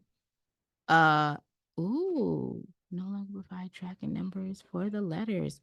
Letters are guaranteed to be delivered. Ooh, y'all, this is tea. I'm gonna have to find out about this tracking. It says, due to the change of service, we no longer provide tracking numbers for the letters. Letters are guaranteed to be delivered between 4 and 7 days. So y'all see, that announcement ain't come to, it probably did come to me, y'all. I ain't gonna lie, because I haven't really been reading. I've been in back-to-back coaching calls, and last night I did not stop my coaching call till midnight. So needless to say, changes is gonna come. So we gonna make sure we do a class on that, okay? But the system itself will go ahead and let you mail out the letters. You can see how the letters are coded here, and it tells you whether or not the letters are, is it how many pages are in the letters. Best practices, guys. I personally, just like the system is going to mail each letter out individually, I personally mail the letters out individually myself. You have an option to mark this box here that says make the recipient the sender. That means that in the corner, instead of it saying when it's being mailed out by the system, instead of it saying from Raquel May to TransUnion, it says to TransUnion from TransUnion. And how that can be beneficial is because if for some reason you don't have enough stamps on your letter, if you're doing it yourself, y'all, because it does, when you download the file, it does give you that option to print it out on the letter. If you run out of stamps, it will not send the letter back to you. It will send the letter to the credit bureau anyway, because it has a return address to them and the send address to them. So that is a hack that you can leverage. You can also change the settings. If you want to go ahead and have the system pay it, you would hit pay and mail, but you have to have the funds in the account. If you don't, you would put the money in the account and then come back here and then mail the letters out. Any questions so far on what we just covered? Because we've literally just finished a round. We ordered the platform, we loaded the client in, we did our first round of disputes, and now we can see the flow. So the history shows the letters that were generated. It shows the credit report. It shows the scores. Okay. And you have literally bossed up, right? So you can see the invoice, if you have any, and if you want in the note space, I think Anthony was asking about this earlier when it comes to the notes. On the pro, like for me, if I have a bankruptcy client, there's 7 places in total that I would send out the documentation, including the bankruptcy court. So I would put that note in here. Or for instance, when Mr. Brown was speaking earlier saying, well, what if I got a letter back saying that there's no account there with that particular secondary reporting agency? I'm like, cool, then you put that note in here. So the next time you go to send a dispute, you don't send that round out. So we've literally loaded the client up, sent out the round of disputes, and now all we got to do is wait 35 days to see what the response looks like. Any questions, guys? Let me know. Any questions? Omnitech, are you good? I know your team was in here. Miss Vanity, how you feeling? Let me know if you guys have any questions on the platform or anything that you'd like to see.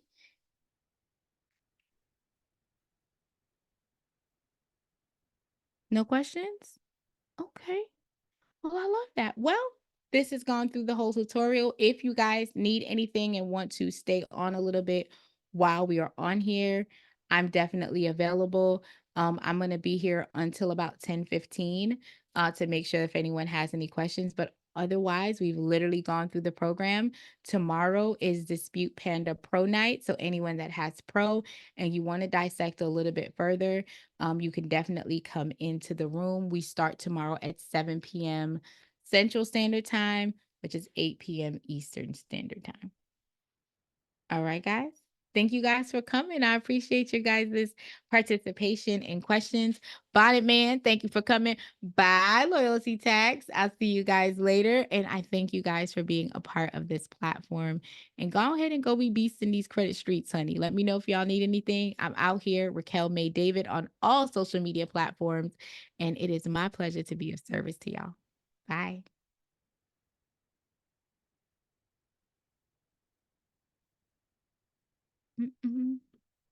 You got any questions, Greg? iPhone. Miss Saunders, you okay? No questions? No questions. I did just send A I message? did, yep, to support. Cool. I know that the smart credit did an update the other day and it kicked us out of the connectivity that we had. So that's why I always leverage to have a backup. So if you don't want to use Credit Dino, that's fine, but you might need to get another platform because So what is change. Credit Dino do? Credit Dino is a credit monitoring software that was built for Dispute Panda. Okay. So Yeah. if I was to go another way, what could I go? How could I go about that? So on your, hold on, let me hit cancel.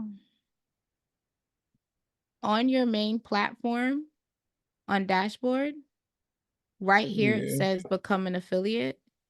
So you Right. can sign up to be an affiliate. It will give you your link. You would take your link because if you sign up straight,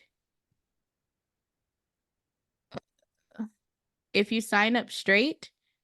$39.99 a month. If you sign up Right. with your link, it's $29.99 a month. Then you dispute for free. So you're not paying for the dispute for $17 and you made $8 off of it. So you're paying $29.99, but in essence, you're getting back $25. So really, you're only paying $4 for your credit monitoring. Okay, so I'll be able to pull my report off from here and stuff. Yeah. But I would See. suggest you to sign up and then basically No, log in with the affiliate. I had just became an affiliate while we were On the phone? on Yeah. the So when you yeah. click on here now, instead of it saying I'm affiliate, logging it'll back say in right now. dashboard. Yeah. And then I'm you just logging in copy it and you right just now. sign up under it and you're good to go. And that way you'll go back to your particular profile and in the documents tab, you would select Credit Dino and put the username and password in that you created, do the one-click import, and you'll be able to move forward with no problems. Is it a video on how to do that also? What do you mean, my love? How did you What what? you just did? Well, tell me what you're missing because I want to make sure that I'm understanding the No, question. just how to make the account. I really was listening to you, but I was trying to type this in too. So How I to just make sent which my account? You talking for Credit Dino? yeah, So you already got your affiliate link, right? right. I just sent it to myself. I'm signing in now. Yeah. So you're gonna create a profile, just like Okay. you did with Smart Credit. It's not anything extravagant. You're just gonna put in your first name, your first and last name, your address, and then you're going to answer the challenging questions that they ask you to confirm your identity.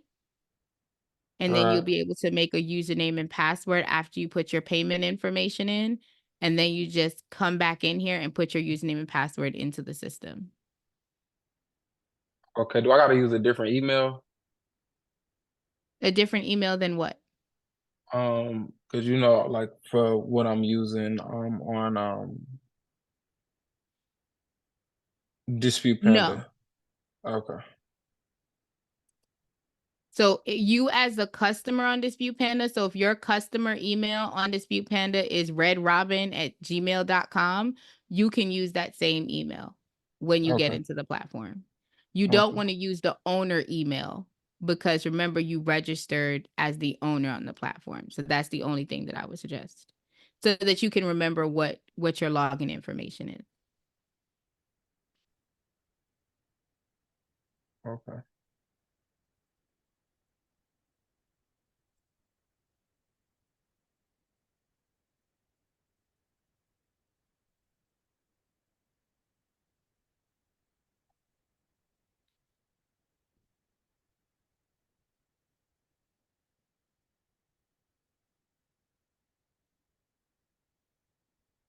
Let me know when you get done, and that way we can make sure that you can add it into the platform. Okay, I'm doing that right now. Mm-hmm. Any questions, Vanity or Omnitech, since you guys are still in the room? If not, you guys can hang up if you have no questions. I promise we're done for the night. I just want to make sure Mr. Greg has what he needs since we're still in the room together.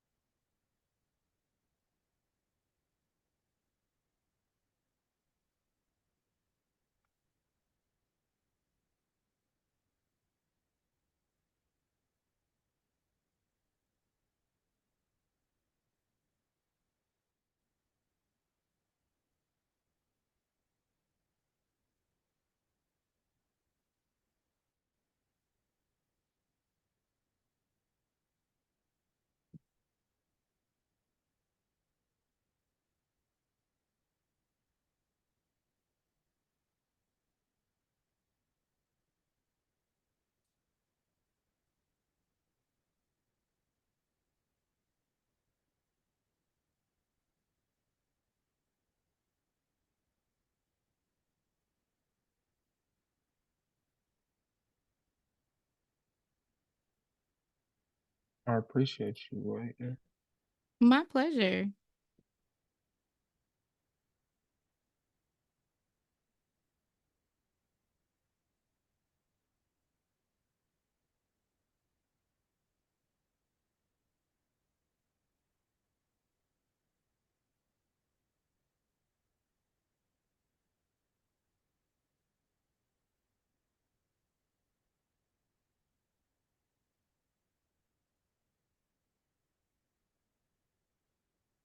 Okay, so it just well, it's pulling up everything now. Okay, no problem. So, So now you would go back into Dispute Panda. You'd go to your profile and you would click on documents. And then you would just plug in your information down here. um,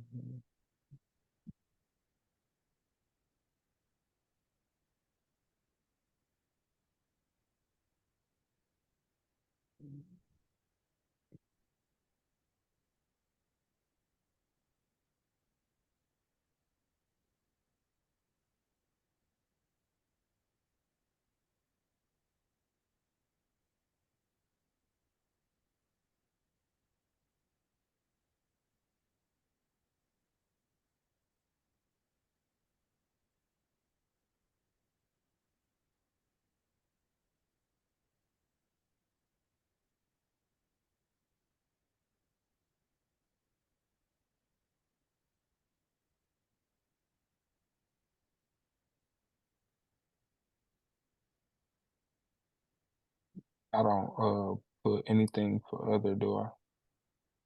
No, because nothing's needed for that platform, my love. So you're just going to click Oh, one click import.